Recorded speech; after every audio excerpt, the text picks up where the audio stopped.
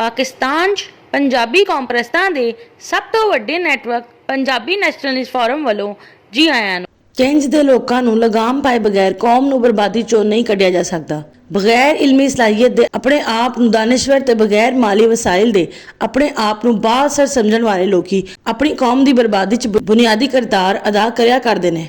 ਇਹੋ ਜਿਹੇ ਲੋਕ ਨਾ ਤੇ ਆਪ ਆਪਣੀ ਕੋਈ ਮੰਜ਼ਮ ਤਨਜ਼ੀਮ ਬਣਾ ਸਕਦੇ ਨੇ ਤੇ ਨਾ ਕਿਸੇ ਮੰਜ਼ਮ ਤਨਜ਼ੀਮ ਦਾ ਹਿੱਸਾ ਬਣ ਸਕਦੇ ਨੇ। ਇਸ ਲਈ ਕਲਮ ਕੱਲੇ ਹੁੰਦੇ ਨੇ।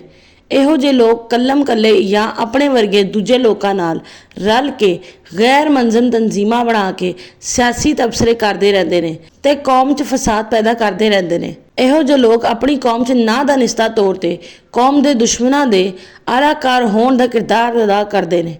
ਇਹੋ ਜਿਹੇ ਲੋਕਾਂ ਦੀ ਕੌਮ 'ਚ ਨਾ ਇੱਜ਼ਤ ਹੁੰਦੀ ਹੈ ਤੇ ਨਾ ਅਹਿਮੀਅਤ ਹੁੰਦੀ ਹੈ, ਪਰ ਕੌਮ ਦੇ ਦੁਸ਼ਮਣ ਇਹਨਾਂ ਨੂੰ ਅਹਿਮੀਅਤ ਦਿੰਦੇ ਰਹਿੰਦੇ ਨੇ। ਕੌਮ ਨੂੰ ਬਰਬਾਦੀ 'ਚੋਂ ਕੱਢਣ ਲਈ ਪਹਿਲੇ ਮੰਜੀ ਥੱਲੇ ਡਾਂਗ ਫੇਰਨਾ ਜ਼ਰੂਰੀ ਹੈ। ਇਸ ਲਈ ਬਗੈਰ ਇਲਮੀ ਸਲਾਹੀਅਤ ਦੇ ਆਪਣੇ ਆਪ ਨੂੰ ਦਾਨਿਸ਼ਵਰ ਸਮਝਣ ਵਾਲੇ ਲੋਕਾਂ ਨੂੰ, ਬਗੈਰ ਮਾਲੀ ਵਸਾਇਲ ਦੇ ਆਪਣੇ ਆਪ ਨੂੰ ਬਾਅਸਰ ਸਮਝਣ ਵਾਲੇ ਲੋਕਾਂ ਨੂੰ ਲਗਾਮ ਪਾਏ ਬਗੈਰ ਕੌਮ ਨੂੰ ਬਰਬਾਦੀ 'ਚੋਂ ਨਹੀਂ ਕੱਢਿਆ ਜਾ ਸਕਦਾ।